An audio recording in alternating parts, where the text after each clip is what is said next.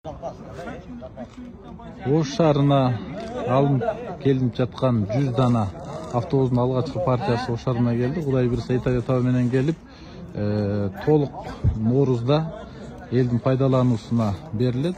Бул мурунку автобустарга салыштырмалуу бир топ эле узун, ички ордуктары дагы башка.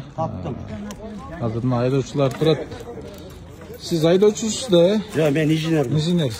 Бул автобустардын артыкчылыктары кандай экен, жүрүшү кандай экен, биздин шаарга ыңгайлуу? Биздин шаарга өтө ыңгайлуу. Бул экономичный, анан кийин бүт технический характеристикалар окутушсак аябай мягкий, пневмоподушка бар.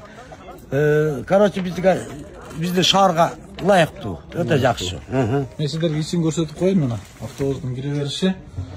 Автобустун ичинде жалпы 25 орун бар экен. 25 орун. Ал эми ар бир отургучтун ортосунда мындай электр кубаттагыч, телефондорду кубаттагычтар бар. Мына көрүп атасыздар. Жүргүнчүлөр бул жерден телефондорун кубаттап. Коляска дагы бул автоматтык түрдө өтсө, же кол мененби? Кол менен болсо. Кол менен. Мына. Күлүшүп отурат.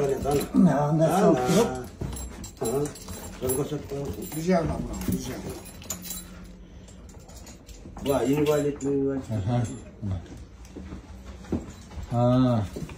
Мына мүмкүнчүлүгү чектелген майып Бар түшүрүп коёр. Ушуна туура маалымат берип коелу. Бул толко инвалидный коляскага да берки бала сүйрөгөндөр бар го. Бизге ылайык ташылганда биз менен спорт этип атпайбы. Мен мисалы үчүн ушул жерде 15 жылдан бери иштейм.